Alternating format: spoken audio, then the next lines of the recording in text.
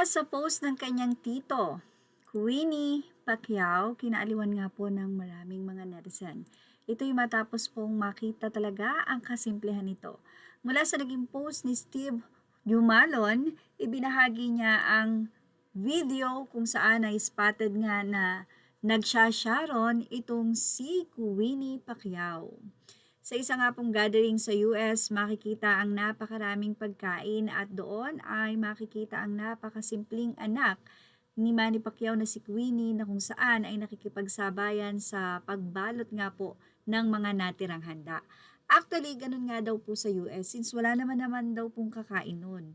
Pero ang big deal po doon, sila Queenie po ay may sariling chef sa kanilang bahay at sila'y kumakain sa labas at talaga naman pong kung sasabihin niyo pwede niyang hindi napansinin dahil marami namang pagkain sa bahay, mamaya-maya naman busog kami pero bakit nga ba nagbabalot si Queenie? So yun po yung tanong ng mga fans. Actually, sinabi pa po dyan ni Queenie nung siya po ay ayan, kinukuha niya po at inilalagay niya po sa lagayan yung food. Sinabi niyang masarap to. So nakakatuwa 'di ba dahil kahit na sabihin natin na halos lahat na ng food, mamahalin pa nga ay natitikman nila, hindi po sila maarte. At ayon pa po sa tito niya na Steve Jumalon, ito po kung di tayo nagkakamali siya po ang asawa ng kakambal po ni Jinky. Aniya, mabait talaga yang si Queenie, si Jimwell, si Michael, si Princess. Maganda ang pagdisiplina nila Ma'am Jinky at Sir Manny. Pag kumakain kami sa restaurant, kahit yung mga security and driver kasabay lahat namin. Kumain sa lamesa. Mag-order sila kung anong gusto nilang kainin. Tama nga ang kasabihan kung ano ang puno, siya rin ang bunga. Ay nangangahulugang ang ugali, kilos o katangian ng anak ay kadalasang sumasalamin sa kanyang mga magulang. Hindi kagaya ng ibang mayaman na ang security at driver maghihintay lang sa labas while ang amo nila nagpapakabusog. So, sipa ng mga fans, ito ang mga napanood ko ngayong anak ng CEO pero low-key.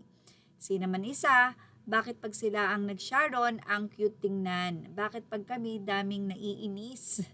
Napakasimple lang talaga ni Queenie kahit na mayaman sila, nakatapak pa rin ang mga paan nila sa lupa. So, si naman ang isa, binayaran niya ng daddy niya, so pwede niya talagang i-sharon yan lahat. So walang anak-anak ng bilyonaryo yarn. Tama, syempre turuan din natin maging wise ang mga anak natin. 'Di ba? Siguro iniisip ni Queenie, sayang naman kasi baka itapon lang. So, love you Queenie, kaya gusto ko ang batang ito, napakasimple, hindi tulad ng ibang bata, umangat lang ng konti sa buhay, sobrang yabang at artihan sa buhay. 'Di ba spotted pa nga ang video na siya ay bumibili sa ukay-ukay. Well, say ng iba, sayang nga naman kung itatapon lang. Mula rin sa dugot pawis ang ibinayad dyan, mula sa pagbaboxing.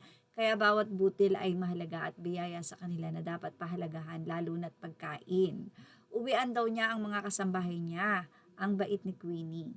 So, yun po yung reason kung bakit po ibinabalot ni Queenie dahil hindi nga po nila kasama yung mga kasambahay nila dun sa nasabing event or gatherings. Kaya po siya ay nagbabalot na. Grabe po, no? Sobrang bait na bata ito.